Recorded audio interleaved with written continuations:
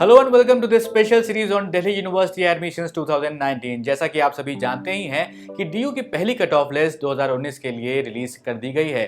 आपके लिए जानना अब जरूरी है कि व्हाट नेक्स्ट। तो चलिए इस वीडियो में जानते हैं कि all the steps that are involved in for DU admission after cut off is release.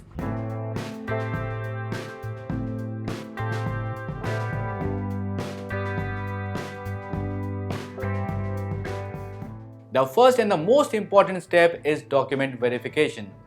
Delhi university ने एक लिस्ट जारी की है जिसमें कुछ मैंडेटरी डॉक्यूमेंट्स हैं जिन्हें आपको एडमिशन लेते वक्त अपने साथ वेरिफिकेशन के लिए रखना होता है। तो चलिए समझते हैं कि जब डीयू कट ऑफ लिस्ट जारी कर देता है तो उसके बाद एडमिशन लेने का प्रोसीजर क्या होता है। इसको हम स्टेप बाय स्टेप समझते हैं। सबसे पहले you have to download the DU online application form from the DU admission portal और उसका प्रिंट आउट लेना होता है। फिर आपको अपने सारे इंपॉर्टेंट डॉक्यूमेंट्स को अपने साथ रखना होता है जिन्हें आप डॉक्यूमेंट वेरिफिकेशन के लिए इस्तेमाल करेंगे। फिर आपके डॉक्यूमेंट्स को वेरीफाई किया जाएगा आपके रिपोर्टिंग सेंटर पर। फिर आपको जिस भी कॉलेज में एडमिशन लेना है वहां रिपोर्ट करना होता है। उसके बाद जब आपके डॉक्यूमेंट्स वेरीफाई या फिर अप्रूव हो जाएंगे तो आपको फीस पे करनी होगी एडमिशन पोर्टल के जरिए। चलिए अब ये जान लेते हैं कि क्या डॉक्यूमेंट वेरिफिकेशन जरूरी है। So the answer is yes, document verification is mandatory part of the admission process. आपके रिस्पेक्टिव रिपोर्टिंग सेंटर्स पर जो भी आपके टीचर इंचार्ज होंगे वो आपके डॉक्यूमेंट्स को वेरीफाई करेंगे और हेड ऑफ द कॉलेज या फिर आपके जो प्रिंसिपल होंगे उस कॉलेज के वो आपके डॉक्यूमेंट्स को वेरीफाई करेंगे। उसके बाद you will receive a payment link on the online portal to pay the due admission fee. After the approval of admission by the head of institution, you will get time of 24 hours to make fee payment. On successful payment of admission fees of the respective college, you will be granted provisional admission to the said college. आपके computer screen पर कुछ इस तरह का message आएगा जिसमें लिखा होगा Congratulations, you are now a provisional student of University of Delhi, subject to verification of all your documents and satisfying all other eligibility and merit criteria. जैसा कि आप सभी जानते ही हैं कि ड्यू में दो तरह से एडमिशन लिए जा सकते हैं। पहला है मेरिट बेस पर और दूसरा दिल्ली यूनिवर्सिटी एंट्रेंस टेस्ट यानी कि DUET के जरिए, और दोनों के लिए ही डॉक्यूमेंट वेरिफिकेशन जरूरी है। तो चलिए जानते हैं कि मेरिट बेस्ड कोर्सेज के लिए कैसे होता है document verification. Document verification for merit-based courses is an online process. The teacher in charge will verify your documents online. You need to share your unique registration ID with the teacher in charge of the respective department or college. After this, you need to show your original documents for verification. In case your documents cannot be verified online, the college will give you provisional admission. उसके बाद आपको जो भी required original documents होते हैं उसको एक हफ्ते के अंदर वेरीफाई कराना होगा। अगर आप ऐसा नहीं कर सके तो आपका एडमिशन कैंसिल कर दिया जाएगा। अब बात करते हैं document verification for entrance based courses के बारे में।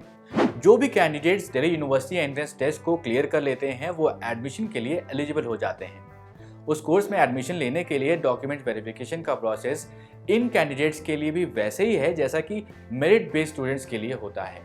लेकिन जहां पर एक बात ध्यान देने वाली है कि कुछ कोर्सेज ऐसे भी हैं जिसमें एंट्रेंस एग्जाम के दिन कैंडिडेट्स को ओरिजिनल डॉक्यूमेंट्स ले जाना पड़ता है, जिसमें कि मार्कशीट या फिर डिग्रीज होती हैं और साथ में उनको फोटोकॉपीज भी ले जानी होती हैं। और इन डॉक्यूमेंट्स को वेरीफाई करने के बाद ही प्रैक्टिकल टेस्ट में कैंडिडेट्स अपीयर हो सकते हैं। अब ये भी जान लेते हैं कि वो कोर्सेज कौन से हैं। ये कोर्सेज आपको अपने स्क्रीन पर दिखाई दे रहे हैं।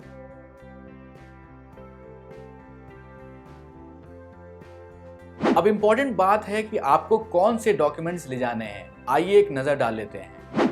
Hard copy of DU admission application form 2019, 3 passport size photograph of the applicant, class 10th certificate, marksheet containing date of birth, class 12th marksheet अगर आपका रिजल्ट अनाउंस हो चुका है, SC, ST, PWD, CW, KM certificate in the name of the applicant issued by the competent authority, OBC non-creamy layer certificate in the name of the applicant issued on or after March 31st, 2019.